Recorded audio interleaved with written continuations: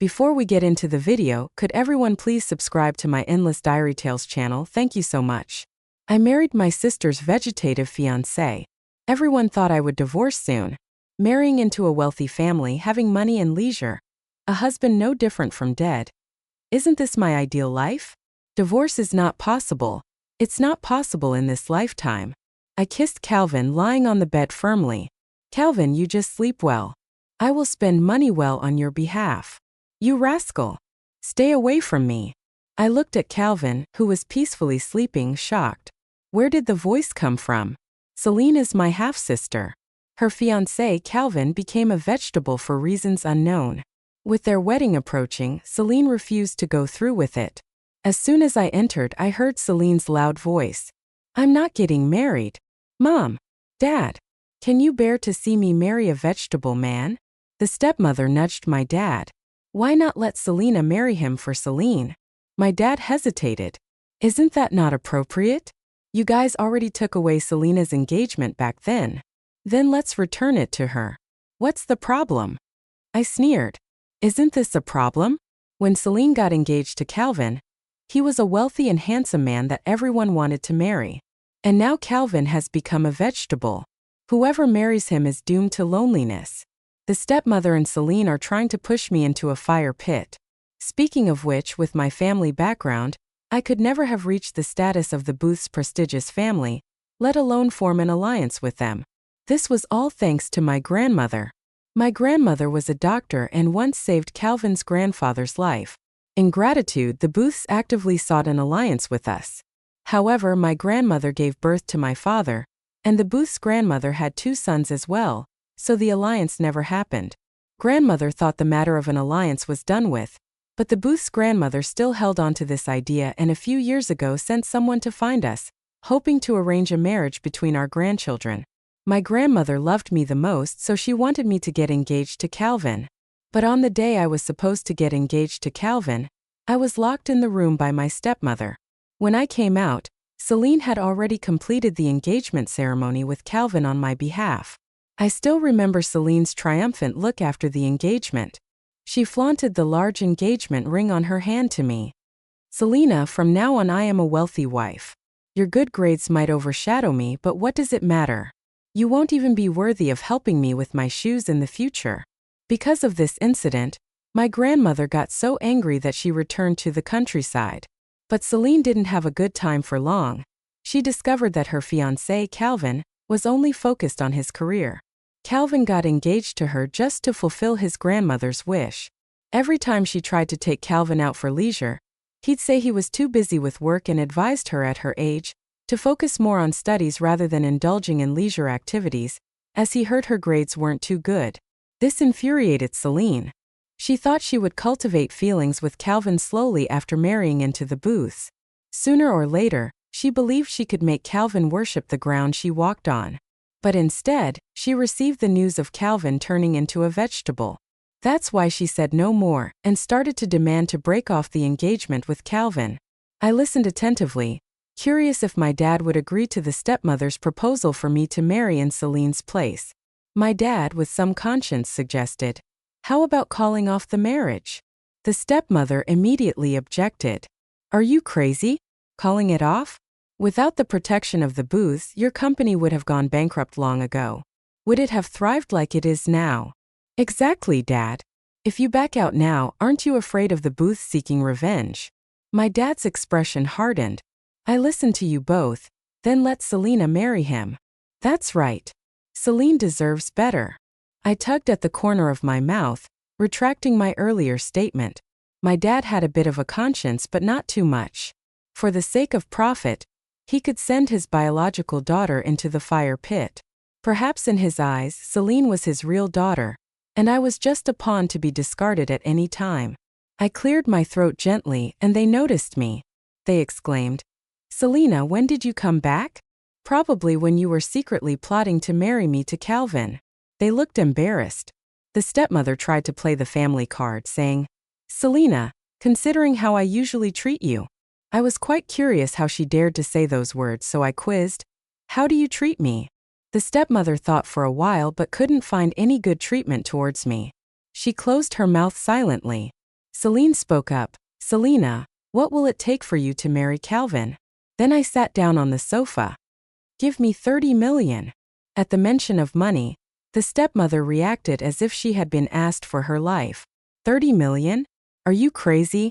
Our family couldn't be compared to the prestigious family. This 30 million would reduce my dad's assets by half.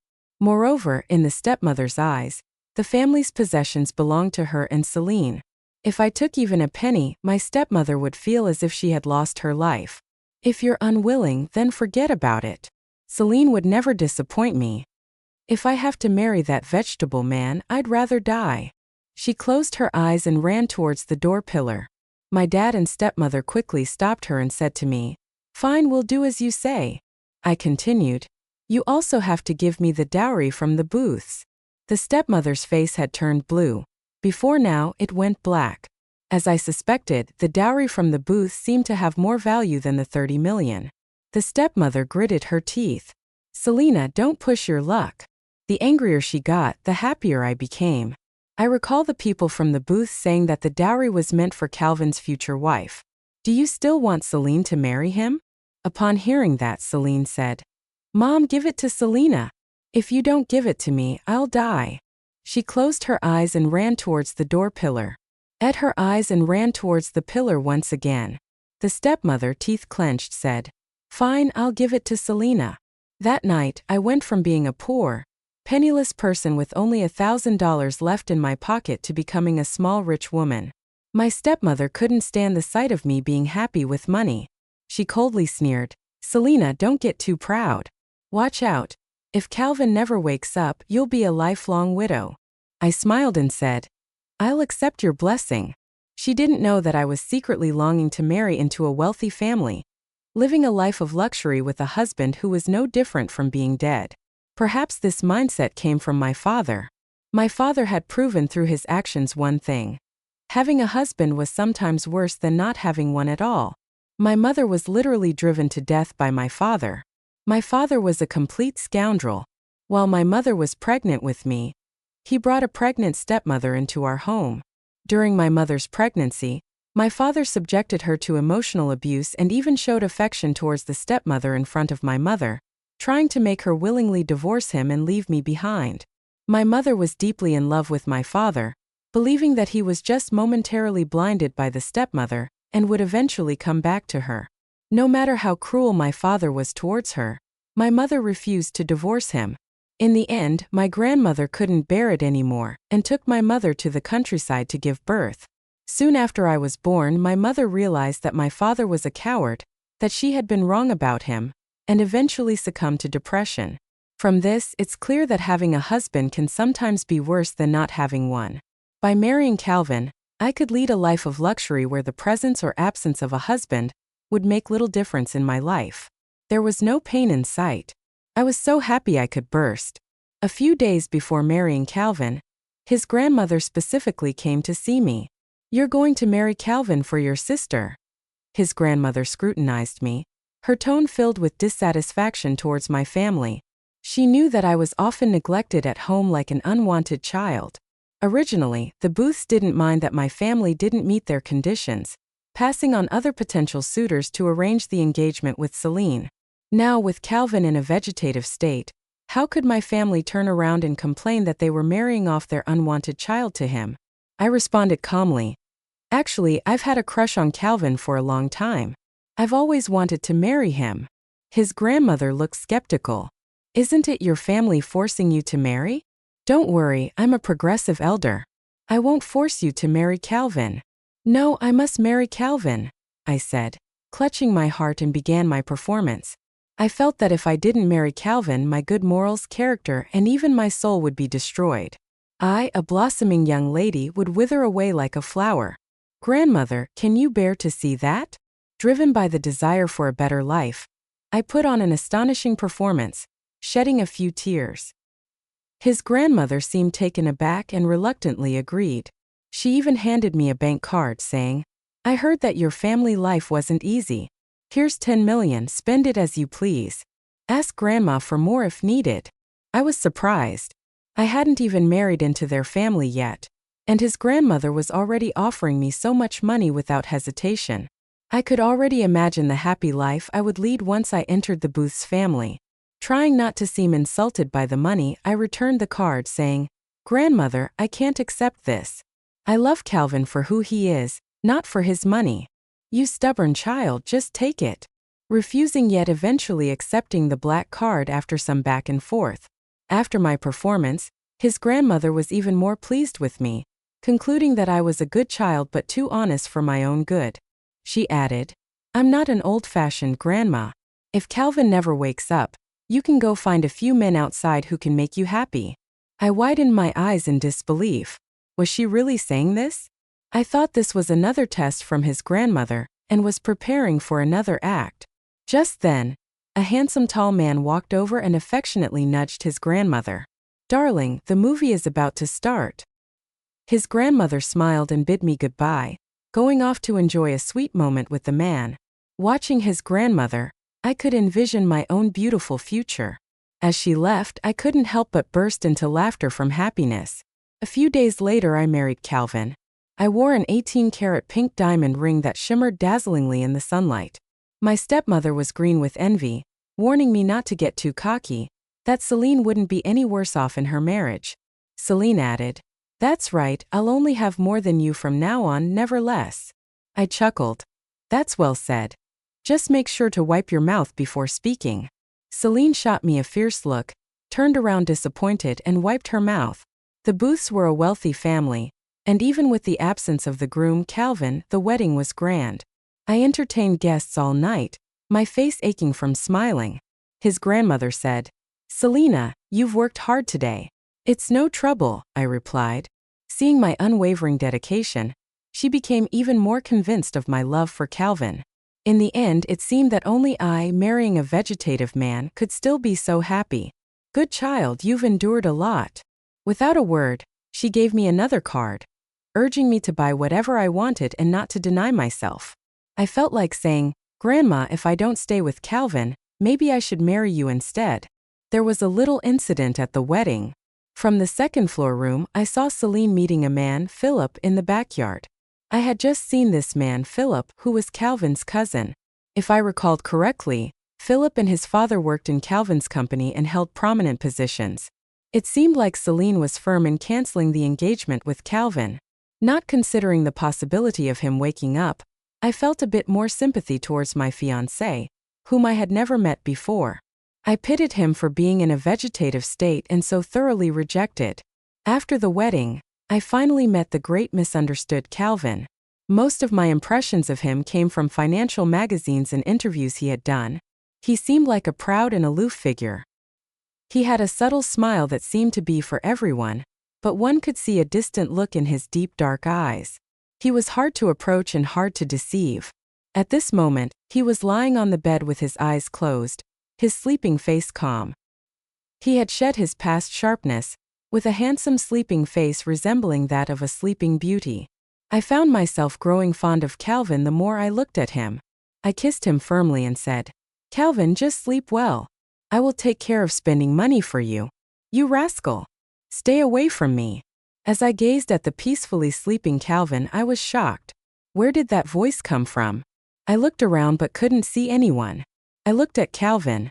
Could it be him speaking? But wait, I didn't see Calvin moving his mouth. With a skeptical attitude, I kissed Calvin again and then stared intently at his face.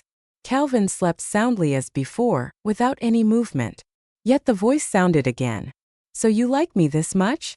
I'm practically a vegetable now, and you still have the heart to kiss me." I was certain that it was Calvin's inner voice. However, the problem was I could only hear the thoughts of little cats, not those of humans. Since I was young, I had this rather useless special ability. I could hear the thoughts of little cats. Just then there was a commotion outside the window. I turned to see a black cat standing on the windowsill, tapping the window gently with its paws as if knocking. A daring thought crossed my mind. Could Calvin's soul have crossed into the body of this little cat? I had inquired about my future husband. A month ago, he collapsed in the garden without warning and never woke up again, turning into a vegetative state. He was taken to the hospital for examination, but no illness was found. People outside were saying he was possessed. Granny had no other choice but to seek a wizard to rid Calvin of the curse. After the wizard's ritual, he left, claiming that the curse had been suppressed and that in half a year, Calvin would wake up and Granny would witness a miracle. I wasn't entirely convinced by that wizard. I suspected he was a fraud trying to swindle money. As I looked at the black cat that had come to the door, could it be that the wizard had some real power after all? Doesn't this mean that the good days of being wealthy and having a hidden husband will soon come to an end? I quickly realized that I could simply divorce Calvin, as I was a rich woman and could still live a good life. But I couldn't help feeling a bit reluctant to leave Granny. I opened the window and let the black cat in. As soon as the black cat entered, it rushed towards the bed. Its paws touched the edge of the bed, but its whole body seemed to collide with an invisible wall, bouncing off with a thud. With such force, the black cat hit the wall and then landed softly on the ground, spitting out blood. I was startled. Wasn't the wizard's magic supposed to bring Calvin's soul back to his body? Why wasn't Calvin's spirit reuniting with his body? Could this wizard be truly helping Calvin? Why did it feel like he was causing harm instead? This situation was tricky. With that magic in place, I couldn't get close to my own body. The little cat Calvin spat out blood while gazing bitterly at his body lying on the bed. I suddenly had a new idea. I crouched down, patting the soft fur of the little cat Calvin, and in a coaxing tone said, "Do you want to get rid of the curse? I can help you. Do you know what I'm thinking?" The green glass-like eyes of little cat Calvin stared at me in shock. With a slightly raised chin, little cat Calvin said, "Quick, get rid of them." I didn't move. "I can remove them, but you need to prove you are Calvin and not an imposter." Calvin immediately recited his date of birth. "The information you provided can be found online. It doesn't prove your identity unless..." "Unless what?" I smiled slightly. "Unless you tell me your safe deposit box code." I spoke with conviction. "It's not about the money. It's mainly to prove you're Calvin. You don't have to explain. I can see your deep feelings for me. I saw that earlier." "Saw what?" I suddenly remembered that I had kissed Calvin twice just now. This misunderstanding had escalated. I just wanted to express my liking for the money tree. The safe box opened, revealing various precious jewels and important documents. The radiance of the various diamonds was dazzling, causing me to be a bit dizzy. "If you like them, you can have them. How can I accept such generosity?" Calvin looked at me, picked up a diamond and put it in my pocket, raising the corner of his mouth. Why couldn't he see that I felt a bit embarrassed? Helping someone in need, I removed the talisman from Calvin and threw it into the trash can in the bathroom. "Try again." Calvin took elegant cat steps towards his body. Unexpectedly, he was bounced back again. I saw little cat Calvin drooping his eyes and whiskers and comforted him. "It's okay. Even if you become a little cat, I will take good care of you. Do you love me this much?" "Not exactly. Mainly because little cats are 100 times cuter than smelly men. Who wouldn't love little cats?" Sitting on the carpet, the two of us discussed strategies. "So you also don't know how you ended up like this?" According to Calvin, that day when he collapsed in the garden upon waking up, he found himself in a small black cat. His consciousness was hazy most of the time. He thought he was a cat and lived by cat instincts. Only in the past few days had his consciousness gradually recovered, allowing him to return home tonight. "Calvin, I suspect this matter has something to do with my uncle." I took out a bag of potato chips. "Oh, tell me more." Calvin swatted the potato chips away. "Celine, can't you be serious?" I looked at him whimpering. But a mansion's secret and potato chips really suit each other. "Wait," I gazed at him. "What did you just call me again?" Céline." Calvin also realized the issue. "You're not Celine." A ridiculous thought crossed my mind. "Calvin, do you not even remember the appearance of your fiancé?" Calvin replied coldly. "I'm busy and I don't have time to focus on people who aren't related to work." My eyes lit up. Calvin was still a workaholic. "Calvin, I really love you more and more." Calvin jumped off me 3 meters away, looking at me warily, emphasizing, "Reserve, woman, you need to reserve." His appearance made it seem like he was treating me as a hooligan. He continued, "You can rest assured, as long as you can help me wake up, I won't mistreat you." But who are you exactly? I am Selena, Celine's sister. Since my sister didn't want to get married, I decided to marry you on her behalf. Calvin's mouth curled up and his white cat whiskers slightly lifted. I understand. What did he understand? I hope he doesn't think I volunteered for this marriage. This is a beautiful misunderstanding. They really went too far. Returning to the main point, Calvin talked about his suspicions regarding his uncle and his family. Back then, Grandma divided the family property in half. One part was inherited by Calvin's father, and the other part was inherited by Calvin's uncle. Calvin's father had a good head for business and expanded the company further and further. In contrast, the uncle made some bad investments, quickly depleting his inherited family fortune. Calvin's father was sentimental and voluntarily invited his uncle and his son, Philip, to work at the family company, giving them respectable positions and even some shares. Unbeknownst to them, this move was a disaster waiting to happen. A few years ago, Calvin's parents went abroad for business and tragically encountered a plane crash, with their bodies still not found. Upon hearing of his brother's death, the uncle's first reaction wasn't grief but an attempt to seize control of Calvin's father's company while it was vulnerable. At that time, Calvin had just graduated and by his own means, managed to fend off the uncle's attempts and safeguard his own company. Calvin fought against his uncle for 2 years and finally marginalized him. With the next month, the annual board meeting was approaching, and Calvin was preparing to unite with numerous directors to oust his uncle from the board.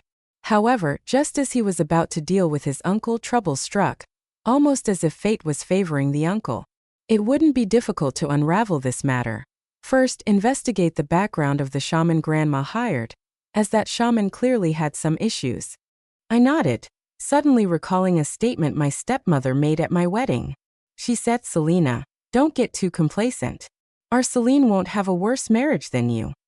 I didn't pay much attention to it at the time, but now I realized if Celine and Philip were involved, and if the uncle gained control of the company, wouldn't his son become the future leader? I wondered if my stepmother knew something as well. I don't know about others, but I know my dad believes in all sorts of supernatural things, and even has a few shaman friends. Perhaps the shaman the uncle used was recommended by my disgraceful father. Early in the morning, I was awakened by a call from Celine. Her words flowed like a morning bird chirping in a tree. "Selena, it must be tough spending your wedding night with your husband." Tough. I was snuggled up with a pile of diamonds. How could that be tough? She added, "Marrying Calvin was easy. Divorcing him will be hard, and you'll have a lot to cry about in the future." I won't leave. I won't leave for the rest of my life. When Calvin wakes up, he'll be responsible for making money to support the family, and I'll be responsible for spending it. She continued, "I'm telling you, Calvin will never wake up, so be prepared to be a widow for life. Being a widow is impossible. I won't be a widow in this lifetime. If Calvin doesn't wake up, that's fine. I thought of Grandma. As long as I have the courage, I can have a new man every night." Seeing me silent for a while, Celine sneered. "You're usually so chatty. Are you secretly crying now?" I sat up, cleared my throat, and entered battle mode. "I'm feeling really down. Now I sleep until dawn every day without a husband to attend to and no need to go to work. This kind of life is really boring. Unlike my sister, who is busy with her healing exams and has to retake a year. I heard Dad cut off your card because he disapproved of your spending, forcing you to rely on Mom for support. I'm different. I have too much money and don't know how to spend it." I sighed lightly. Too bored, can only pass the time by shopping. When will this life have an end? Each of my words seemed like a sharp knife stabbing her heart. Celine completely lost it and yelled, "Shut up, Selena. I'm telling you, don't get too complacent. Everything at Booth's company will be Philip's sooner or later." She feared I might say something that would upset her further, and quickly hung up. I smiled, then lowered my head in contemplation. What she just said indicated she knew something. I became more certain Calvin being in a vegetative state was somehow related to his uncle's family, perhaps even my father. I let out a yawn, a tear forming in my eye. Calvin, the kitten, sat on the sofa grooming his fur while quietly listening to my conversation with Celine. As he turned his head, he saw a glistening tear on my face. Calvin shook his fur, jumped onto my bed, carefully tucked in his claws, and gently patted my arm with his little paw as if to comfort me. His demeanor, both gentlemanly and adorable, instantly melted my heart. He softly reassured me, "Don't cry. When I wake up, I will treat you well." Feeling puzzled, I insisted I wouldn't cry. Even in my dreams, I could laugh on such good days. I looked at the fluffy little Calvin and said, "I don't believe you." Yesterday, when I wanted to touch Calvin's soft belly, he didn't agree and jumped onto the cabinet to sleep. Fearing I might do him wrong, Calvin silently retracted his little paw, his amber-like eyes looking at me hesitantly. I complained, "You said you would be good to me, but you can't even fulfill this small request." Calvin closed his eyes and tilted his body to the side, revealing his soft belly. I chuckled as I gently touched it, feeling just as good as I imagined. I quickly learned from my grandmother that the wizard who gave the talisman was named Isaac, as introduced by my uncle. That wizard, Isaac, was an ally of my uncle and was unlikely to awaken Calvin. I had to seek help from a more famous wizard, so I turned to a witch named Mary. At a glance, Mary saw that Calvin's soul was trapped in the body of a little cat. However, Mary wasn't capable of helping Calvin, so she directed me to another wizard who was attending a conference and would return in half a month. That meant Calvin would wake up in half a month. I also learned from her that Isaac was a cultist who used dark arts to harm people, and they were on the lookout for him. I specifically had a detective follow my father and uncle to track down Isaac. When I returned home, my grandmother was preparing to travel with her boyfriend, who held her luggage. She had been through a lot, and was a generous person who believed that everything was fate. She believed that whether Calvin could overcome this ordeal depended on him alone, as she had done all she could for him. Her priority was to live her own life well. Wait a minute. This man looks different from the boyfriend I saw my grandmother with at the cafe last time. Although he was also 186 centimeters tall with an 8-pack, he had a sweet smile. I asked quietly, "Grandma, did you change boyfriends again?" Grandma admitted openly, saying she didn't really change boyfriends. They were all around her. The man approached, looking understanding, saying, "Your grandmother is right. She just wants to give every boy in the world a happy home." As I left, Grandma cheerfully reminded me that I would be even more bored at home. She suggested going to the mall if I had no money, and if I ran out, I should ask her. I smiled sweetly, acknowledging her words. I realized I was a little wealthy now and deserved to live a happy life. I entered a luxury store and quickly set my eyes on a diamond bracelet. "Hello, I'd like to try this one," I said to the salesperson, who scrutinized me from head to toe with a critical gaze. That gaze made me particularly uncomfortable, as if I were a commodity with a price tag. She finally uttered, "If you don't have money, don't bother trying. You can't afford it even if you look." I looked at my simple outfit, a white t-shirt, jeans, and sneakers, realizing the issue. This high-end jewelry store was Calvin's private property, and I was technically the owner. This is how your employee treats people. Calvin gnashed his teeth. "You're fired. Must be fired." The salesperson, thinking I was addressing her, sneered, "You are what you are, and I treat you that way. You bring bad luck. Get out of here quickly and don't affect my business." This statement angered Calvin so much he started meowing and cursing in cat language. The salesperson, oblivious to the impending trouble, scoffed, "These beasts. What kind of look is that?" Fuming, Calvin's fur bristled as he lightly nudged my arm with his paw, urging me to call my assistant. Just as I made the call, Celine and Philip entered the store. Celine was still complaining. "Philip, Selena scolded me for not having money yesterday. Today you must buy me bags and jewelry to show off in front of my friends." "Sure, I'll buy you," Philip replied. Celine gave him a kiss, saying, "Darling, you're so kind." Then she noticed me. "Selena, what are you doing here?" As for Philip, seeing me made him a bit awkward considering he had taken Calvin's former fiancé. The salesperson, seeing Celine and Philip's attire, assumed they were affluent and quickly came over, saying, "Enough. This person is just looking and not buying." I kicked her out. Celine glared at me. "You're useless, even if given money." I chuckled, saying, "You have money. You have the ability to buy everything on this counter." Celine remained silent, looking at Philip. Philip tightened his lips, also saying nothing. From what Calvin had mentioned about Philip, he was quite a spendthrift. After a long time, Uncle was not willing to give him money, and he relied on his mother and grandmother for help. Calvin's enemy is my enemy, I belittled Philip. Celine, your taste in men is terrible. He pretends to be dead when it comes to spending money. Such a man is better off dead. Unlike our Calvin, even though he's lying in bed, he never fails to give me the money I deserve. Calvin meowed twice to indicate that I was right. From a young age, Calvin has always been the golden child, casting a shadow over Philip, his cousin, who has struggled to live up to Calvin's standards. Hearing from me that he is inferior to Calvin, Philip's forehead burst with veins, unable to contain himself any longer. He slapped a credit card on the table. Buy. He waved his hand and said, wrap up everything on this counter and that counter. I want it all. The shop assistant couldn't stop laughing. I couldn't help but smile either, as I was the owner of the store, and ultimately the money Philip spent on Celine would end up in my hands. I intentionally provoked Philip. It's much more enjoyable to receive money from others than to simply spend it. Philip glanced at me smugly. Do you have anything else to say? I clapped my hands. You're really amazing. Celine snorted.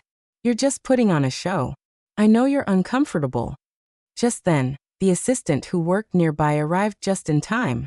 Dressed sharply, the assistant seemed reliable at first glance. The shop assistant blushed when she saw him, adjusting her clothes with a demure attitude. Assistant, what brings you here? I'm here to see Mrs. Booth. Mrs. Booth, besides a pair of big CU customers, the only person who refuses to leave the store. She didn't say a word and saw the assistant walking quickly to me. Her face turned pale instantly, her voice trembling. Are you saying Mrs. Booth is her? Yes. The shop assistant couldn't believe it. How is that possible? Isn't she poor? The assistant cut in, her face turning cold. I attended Calvin's wedding yesterday and saw everything clearly. She is the bride. Are you suggesting I'm blind? No, I don't mean that. The assistant asked me. Is she the clerk who disrespected you on the phone? I nodded, and the assistant turned to the clerk. Settle her salary for this month, and she's relieved of her duty. The clerk no longer had the arrogant demeanor she had before, looking regretful. I'm sorry for not seeing clearly. Forgive me this time. In a cold tone, I interrupted her. Today you are apologizing to me because of my status. With your character, how many customers have you looked down upon? You know in your heart. Will you apologize to them? You know yourself. The clerk opened her mouth but couldn't argue back. Philip, who always resented Calvin, including the assistant, couldn't hold back and said, Aren't you being too arbitrary? This isn't your store. You can't just fire people. The assistant smiled faintly. Philip, you might not know, but this is under Calvin's name. Do you think I can't dismiss a clerk? Philip was taken aback, his face turning dark. What does that mean?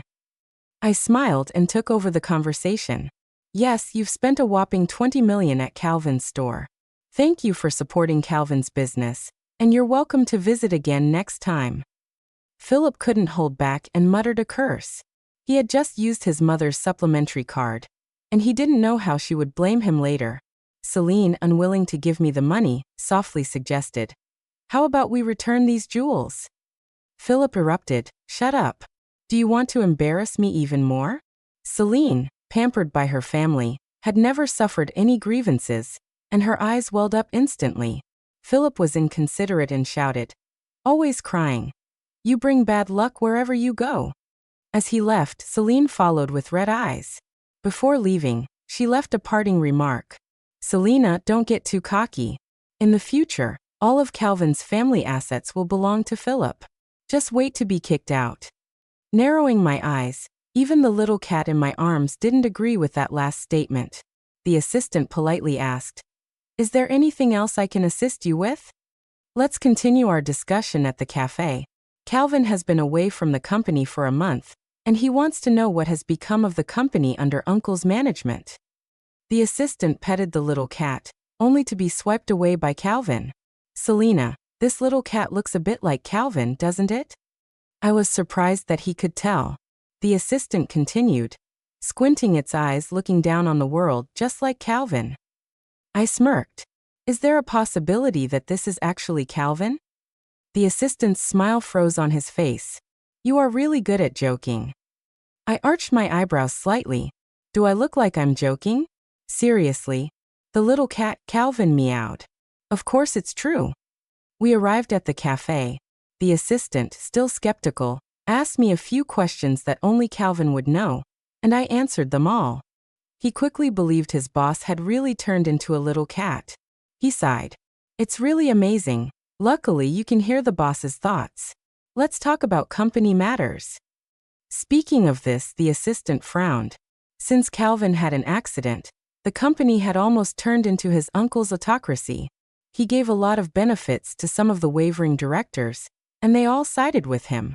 As for the directors aligned with Calvin, they had already been marginalized by his uncle. If things continued like this, the company would sooner or later fall into his uncle's hands. Calvin spoke up. Selena, you will temporarily take over my position and oversee the company on my behalf. Oh, but I don't know anything. Calvin looked proud. Aren't there still me and the assistant? That's true. I never expected that in this lifetime I would experience the role of a domineering female CEO. With the arrangement of the assistant and the directors aligned with Calvin, I was supported to take Calvin's place. Of course, my uncle and his subordinates were not happy to see this scene. My uncle accused, capability should match responsibilities. How can a little girl who knows nothing manage the company? Aren't you afraid of running the company into the ground? He then glanced at the little cat in my arms. Are you here to work or to play with your cat? The assistant said. I'll take care of everything. My uncle squinted his eyes. Are you saying that Selena is your puppet?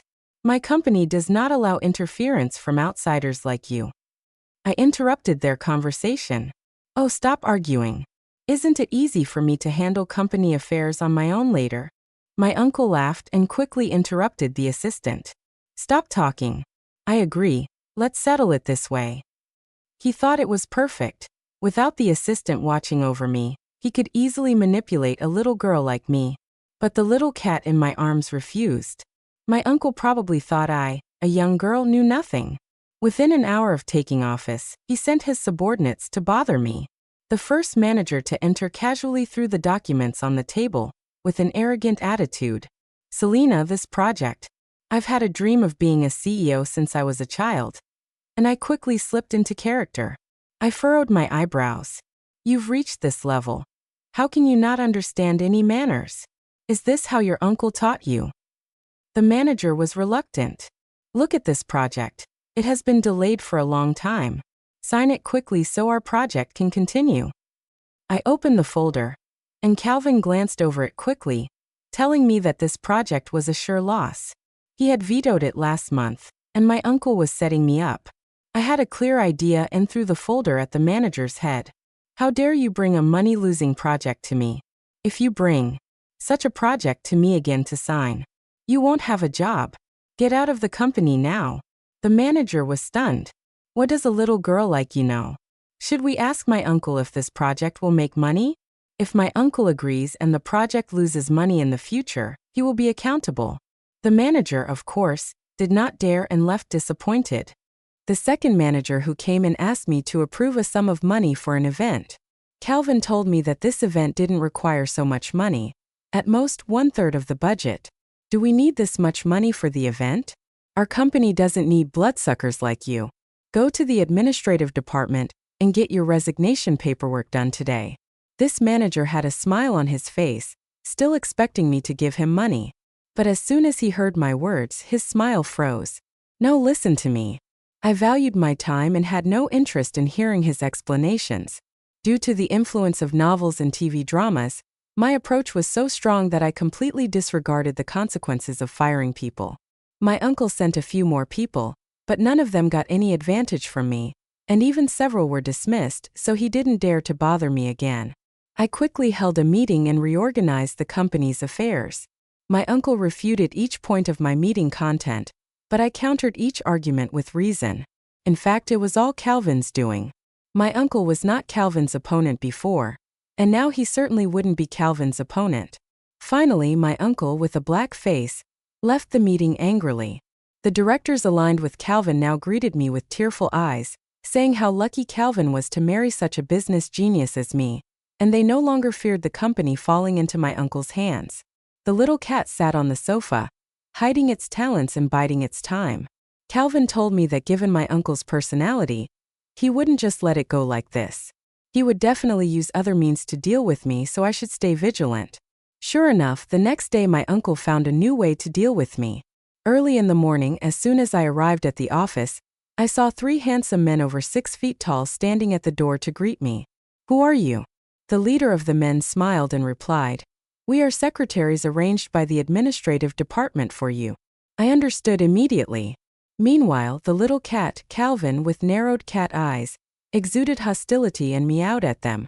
"That's a bit fierce of you, little cat." I affectionately kissed the little cat, trying to soothe it. "You know I love you the most."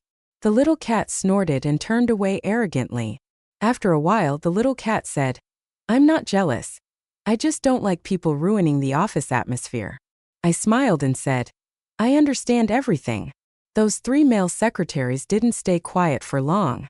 Just as I finished handling a batch of documents, the most handsome one among them tried to massage my shoulders. "You must be tired. Let me massage you."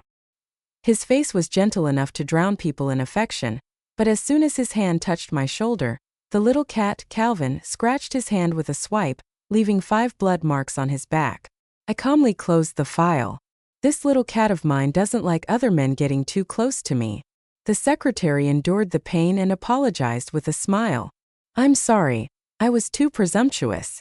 In the end, they dared not move at all, standing a few meters away from me, being as calm as a beautiful vase. Because of this incident, the whole company is talking about it. I have deep feelings for Calvin and have chosen him for life. After all, if it wasn't for my permission, my cat wouldn't have been able to chase away those male secretaries so boldly. It was the old directors from Calvin's faction who stood even firmer by my side, following my footsteps. Under the guidance of the little cat, Calvin, I thwarted many of my uncle's schemes, and his plan to take over the company was destined to fail. The uncle couldn't sit still, so he specially sent my father over. We met at a coffee shop. My dad asked, "Selena, how have you been recently?" "Better than at home." My dad chuckled. "You really know how to joke. Do you plan to remain a widow for life?" I had thought about it, but the wizard would finish participating in the seminar tomorrow to help Calvin's soul return to his body. This meant he would wake up tomorrow. However, after spending these days together, I found Calvin not only handsome but also decisive in business, with a unique charm, and he treated me well. Most importantly, he was very easy to please. Just a little coaxing and he would give me everything. Spending a lifetime with someone like him didn't seem bad at all. My dad, seeing me silent, thought there might be a chance and advised, "Selena, love cannot be your sustenance." I retorted, "Love may not be sustenance, but money can be." I gestured at my diamond necklace, unintentionally revealing an 18-carat diamond. My dad's eyes turned green with envy, continuing to advise, "I have an idea that can help you escape your predicament." Seeing that my father was about to break up me and Calvin, little cat Calvin squinted his cat pupils, emitting a strong aura. I felt amused. Now when Calvin wakes up, my dad wouldn't have the upper hand. I rubbed little cat Calvin's head, signaling him to stay calm, and retorted, "But I'm not living in any suffering." My dad knew it was hard to talk today, so he blurted out his intention. His plan was for me to help the uncle take over Calvin's company. Celine would marry Philip with the uncle as a backer. Calvin would be nothing, and I could divorce Calvin without fear of Granny's retaliation. Little cat Calvin perked up his ears, waiting for my response. He actually cared for me a lot. Of course, I wouldn't disappoint Calvin. "Dad, I will never separate from Calvin in my life. Marrying Calvin is the most correct decision of my life. I love him. If I have to leave him, I would rather die." Little cat Calvin nonchalantly remarked, "I know I'm excellent, but you don't have to love me this much." I replied casually, "Now I know it's just that my affection for you runs deep." Right after I left, a man with a thin face came out from the corner. My dad approached him eagerly. "Isaac, did you notice anything? There's a problem with the cat in your daughter's arms." Calvin's soul hides inside. My dad suddenly realized. I wondered how Selena suddenly became a business genius. He regretted a bit. I should have let Celine marry over there. If it were Celine, she would definitely have complied. My dad was cunning. He knew not to put all his eggs in one basket, which is why he made Celine and Philip close while making me marry Calvin. If the uncle's attempt to take over the company failed and Calvin woke up, luckily having me in the way, Calvin wouldn't do anything to his father-in-law. My dad played his cards well, but he didn't know I was looking forward to his misfortune. My dad asked again, "So how should we deal with this cat?" Isaac said ominously, "This time I will make sure it's annihilated." Late at night, I was sleeping soundly with the little cat when I heard noises downstairs as if people were fighting. I woke up instantly. Isaac had come remarkably quickly. He had confirmed the cat's identity during the day, and was now coming for Calvin's life at night. I knew that Isaac was planning something against Calvin. These days I had been monitoring my dad's movements through detectives. I was well aware of my dad's recent activities. After meeting my dad today, the detective immediately reported that my dad was plotting with a wizard, seemingly planning something against Calvin. I immediately informed another wizard who was looking for Isaac. I picked up my tablet and watched the fight downstairs through surveillance. The downstairs was tumultuous, with furniture scattered everywhere. Uncle and my dad's families, who earlier had satisfied smiles, now had pale faces huddling together shivering. I chuckled. Serves you right. Ultimately, the wizards formed a formation, trapping Isaac inside and successfully capturing this traitor. As I went downstairs, I saw Philip lying on the ground, Celine crying heartbreakingly, wanting him to wake up without frightening her, while my uncle looked worried. The wizard, seeing my confusion, explained voluntarily, "Isaac tried to attack us using soul transfer magic, inadvertently injuring Philip. Philip had fallen under the same spell that Calvin had once suffered from. With the wizard's help, Calvin quickly woke up from his slumber. Calvin opened his eyes, exuding a sense of dominance. Calvin was not cute at all. Give me back my cute kitty." I bit my lip, glaring at Calvin resentfully. Calvin's gaze met mine, and as if melting ice and snow, his whole demeanor softened. He gently embraced me, his cool breath surrounding me, his voice low and soothing.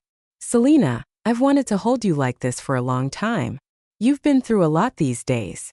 His warm breath tickled my earlobe, making me blush uncontrollably. Dizzy, I looked at his handsome and noble face, swallowing hard. In less than 3 seconds, this face-conquering girl surrendered unwillingly. Calvin might not be cute, but he was handsome, making money, and most importantly, willing to spend money on me.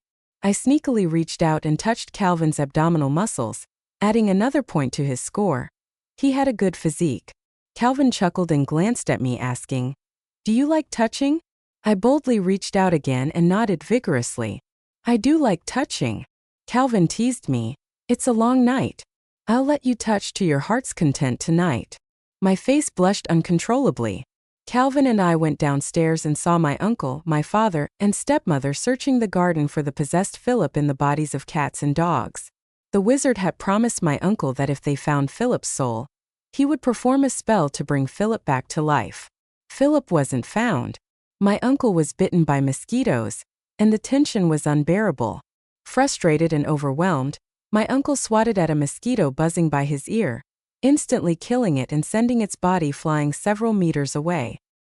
He sighed in satisfaction, feeling the world quiet down. But then Celine's cry filled the house. "Philip, don't scare me. Please don't die." Rushing back to the house upon hearing Celine's cry, my uncle found Philip lifeless, his face pale and breathless.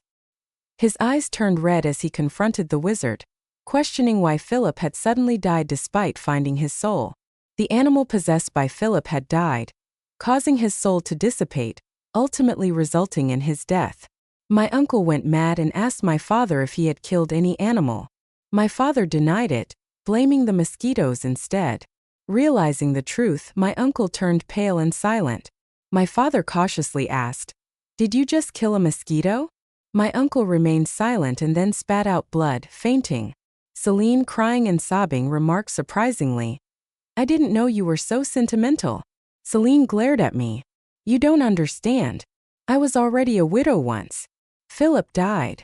My father had turned Calvin into a vegetable, fearing my uncle's potential backlash, so he had Celine and Philip legally married. Celine used to mock me for potentially becoming a widow, but ironically, she ended up becoming one instead, karma perhaps. Once Calvin woke up, he began confronting these people one by one. My uncle had suffered a stroke due to losing a son and had become a vegetable, unable to cause any trouble. Calvin effortlessly removed my uncle and his entourage from the company, taking advantage of my uncle's vegetative state.